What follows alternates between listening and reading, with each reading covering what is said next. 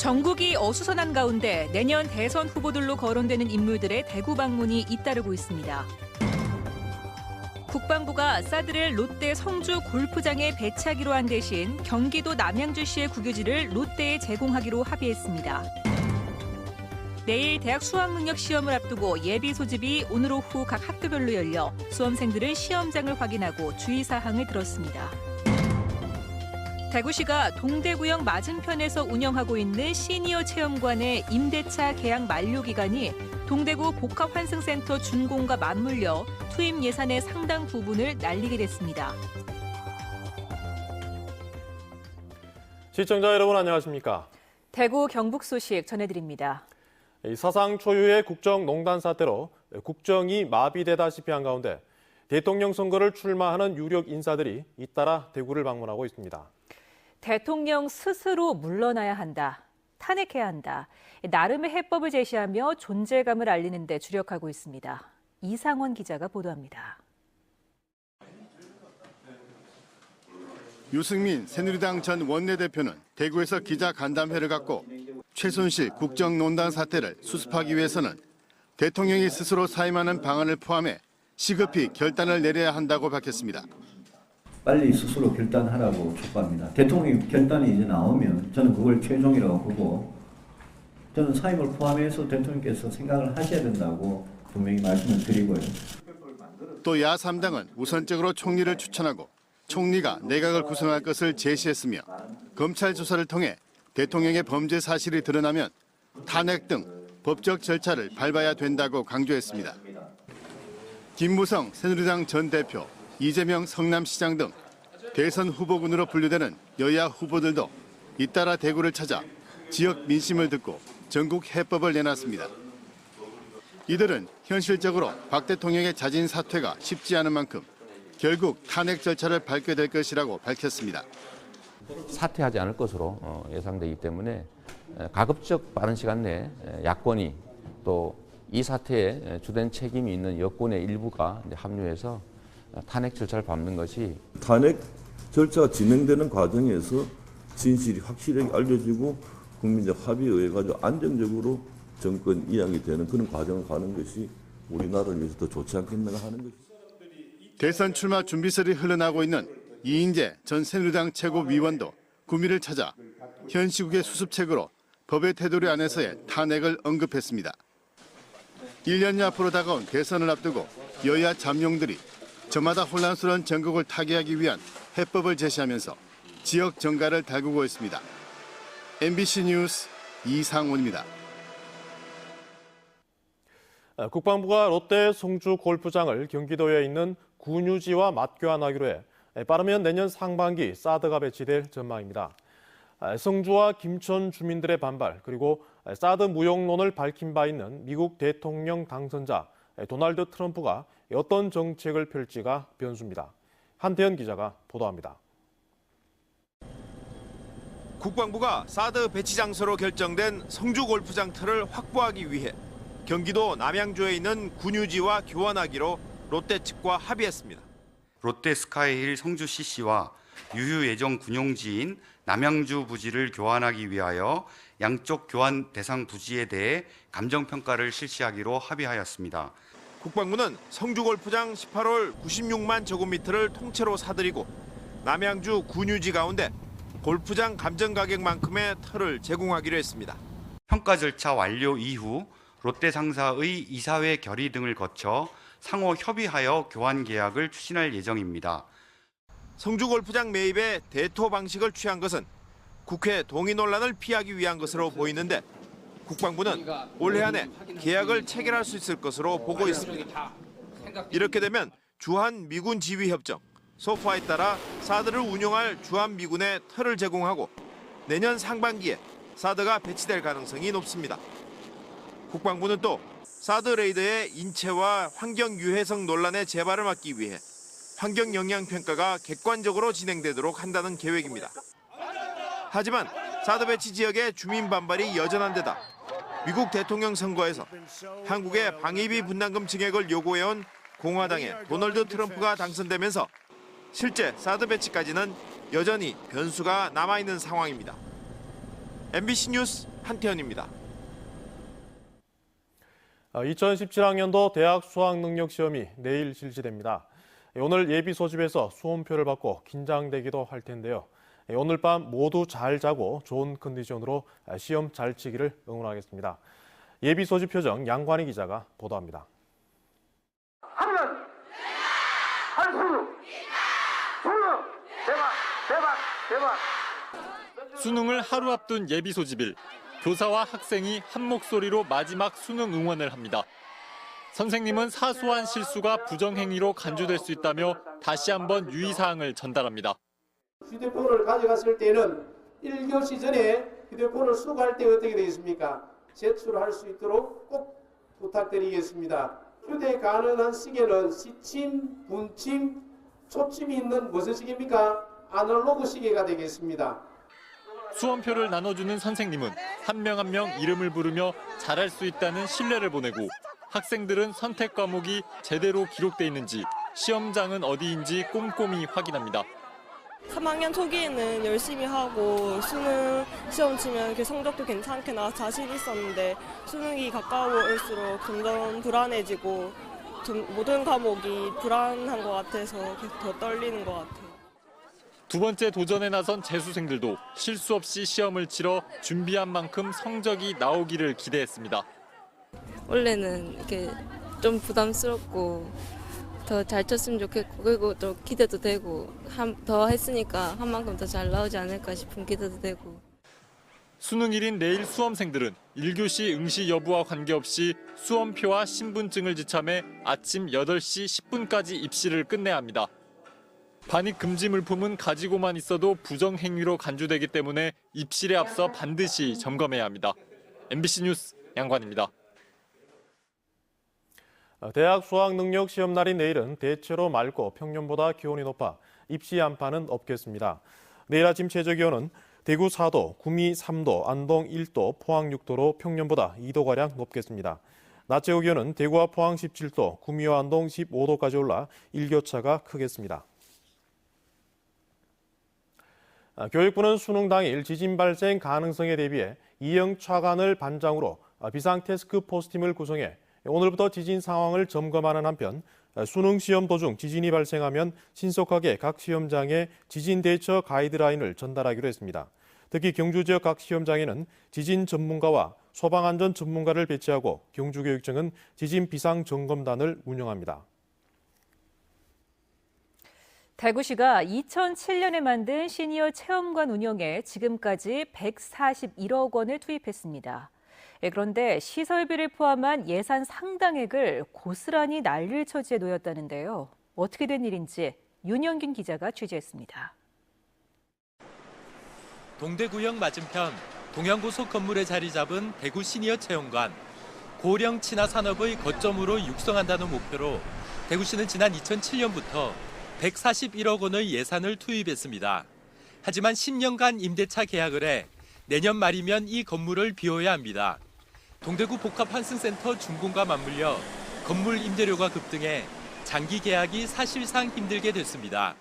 이 때문에 임대보증금 27억 4천만 원 외에 그동안 투입한 시설이나 장비 비용을 고스란히 날리게 된 겁니다. 어느 정도 1년 정도야 더 연장이 개발이 될 때까지는 더 연장 임대가 가능할 수 있을지 모르겠지만 제 생각으로는 그렇게 지금 부지 자체가 엄청 값이 올랐다고 그러더라고요. 대구시는 앞으로 3년간 216억 원을 들여 다른 곳에 건물을 짓겠다는 계획이지만 국비 확보를 못하면 이마저도 물거품이 될 수 있습니다. 동대구 복합환승센터 준공이 이미 예정돼 있었던 만큼 다른 지역처럼 임차가 아닌 자체 건물을 확보했어야 했다는 지적이 나오고 있습니다. 충분히 얘기를 했는 부분인데 임대를 얻는다 하는 것이 잘못이에요. 사실 그 자리에 새롭게 건물을 짓든지 건물을 샅샅이 리모델링 했으면 이런 예산 낭비가 없다는 거죠. 시니어 체험관에는 매년 5만 명 정도가 이용하고 있지만 일반 복지관 프로그램과 차별성이 적고 전시된 제품도 대부분 의료기관용이거나 외국 업체 제품들입니다. 이 때문에 고령 친화 산업을 육성한다는 목표 역시 퇴색됐다는 비판도 나오고 있습니다. MBC 뉴스 윤용균입니다. 대구시 공무원들이 대구에서 부정청탁금지법 첫 위반 사례로 과태료를 낼 처지에 놓였습니다. 국민권익위원회 직원에게 10,000원 상당의 음료수를 건넸다가 신고됐습니다. 김은혜 기자입니다. 지난달 초 대구시 공무원 2명이 국민권익위원회 소속 중앙행정심판위원회를 찾았습니다. 업무협의차 방문하면서 1,800원 상당의 음료수 한 상자를 놓고 왔는데 담당 직원이 이를 신고했습니다. 대구시 직원들은 통상적인 성의 표시였다고 진술했지만 권익위는 누구든지 공직자 등에게 금품 등을 제공할 수 없다는 부정청탁금지법 8조 5항을 위반한 것으로 보고 대구지방법원에 과태료 부과를 의뢰했습니다. 원활한 직무수행이나 사교를 위한 금품 제공 등은 예외 조항으로 인정되기도 하지만 행정심판 피청구인 측인 대구시 공무원들이 담당 직원에게 금품을 제공한 것은 이에 해당하지 않는다고 판단했습니다. 행정심판 같은 경우에는 개별적으로는 또 청구인도 존재하는 상황이거든요. 그렇다면 이게 공정한 직무 수행을 할 수 있는 위치에 있느냐, 이 부분도 조금 우려가 있다는 거죠.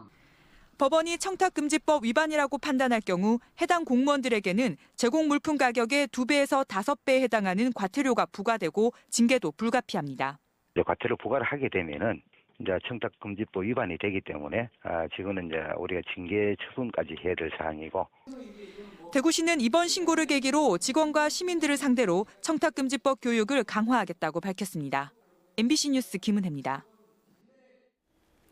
자신 소유의 땅을 동료 시의원에게 팔아 뇌물 공여 의혹을 받고 있는 차순자 대구시 의원이 문화복지위원장직을 사임했습니다. 대구시의회는 차 위원장의 사임권을 다음 주에 열리는 임시회에서 처리한 뒤 후임 위원장을 선출할 예정입니다. 차 의원은 자기 소유의 임야 주변에 도로가 개설되도록 구속된 김창은 전 대구시 의원에게 청탁한 대가로 자기 소유의 땅 일부를 판 의혹을 받고 있습니다. 시청자 여러분들은 우리 사회에서 어떤 층에 속한다고 생각하십니까? 경북 지역 주민들을 대상으로 조사했더니 하층이라는 응답이 절반 가까이 되는 것으로 나타났습니다. 자세한 조사 결과 김철성 기자가 전해드립니다. 본인이 느끼는 사회적 계층에 대해 상층과 중층은 2년 전과 비교해 줄어든 반면 하층이란 응답은 45.9%로 3.3%포인트 늘어났습니다. 소득 만족도는 울릉군과 영주시, 안동시가 1, 2, 3위를 기록한 반면 포항시와 영덕군은 도평균을 밑돌았습니다. 부채 가구 비율은 영양군과 의성군, 청도군은 낮았으나 주택구입비와 영농자금 수요가 많은 포항시와 성주군은 높은 수준을 기록했습니다. 거주지 만족도는 군위, 영양, 영덕군은 높은 반면 포항, 경주, 울릉, 경산 등은 낮았습니다. 불만 사유로는 문화, 생활 편의시설 부족이 가장 많았고 이어 공해, 교통, 주변 환경 순이었습니다. 노인 복지를 위해 세금을 더 부담할 수 있느냐는 질문에는 그렇다는 응답은 2년 전보다 줄어든 반면 그렇지 않다는 응답은 증가했습니다. 내 아이가 장애와 어울리는 것에 대해서는 학력이 높을수록 포용적인 태도를 보였습니다. 자원봉사 참여율은 포항시와 울진군이 1, 2위였고 직업 만족도는 울릉군이 가장 높았습니다. 이번 자료는 경상북도와 시군이 지난해 8월 도민 4만 1,000명을 대상으로 면접 조사한 결과입니다. MBC 뉴스 김철승입니다. 구미시는 오늘 구미상공회의소에서 남유진 구미시장을 비롯해 시도의원, 시민경제단체 등 100명으로 구성된 KTX 구미정차 범시민추진위원회를 발족했습니다. 추진위는 KTX 구미역 정차는 구미국가산업단지 발전을 위해 시급하다며 중앙정부는 하루빨리 KTX 정차를 추진하라고 촉구했습니다. KTX가 구미역에 정차하면 현재 새마을호가 운행하는 구미 서울 소요 시간보다 40여 분 단축하게 됩니다. 대구 MBC와 강주 MBC 공동 제작 TV 프로그램인 달빛 소화제가 사회 통합 문화 조성에 기여한 공로로 국민대통합위원회가 주는 국민통합 우수 문화 콘텐츠에 선정돼 오늘 시상식을 가졌습니다. 영호남 지역 공감 토크쇼인 달빛 소화제는 대구 MBC와 광주 MBC가 공동 제작하고 양 지역의 방송에 영호남 지역 갈등 해소에 기여한 점이 높이 평가받았습니다. 중국 화장품 기업인 신생활그룹이 오늘 대구 한의대학교에서 경상북도 경산시와 공장 건립을 위한 투자 양해각서에 서명했습니다. 이 그룹은 경산 지식서비스 연구개발지구 33,000 제곱미터터에 500억 원을 들여 화장품 공장과 연구소를 지을 계획입니다. 하지만 지난 4월 중국 상하이 투자 협약 때보다는 그 규모가 절반으로 줄었습니다. 대구문화방송이 지난달 보도한 어린이집 교사 아동 학대 의혹과 관련해 경찰은 어린이집 교사 26살 A씨가 3세반 아동 5명에게 강제로 밥을 먹이고 상습적으로 안마를 시키거나 방치하는 등 정서적인 학대를 한 혐의가 있어 기소 의견으로 검찰에 송치했다고 밝혔습니다.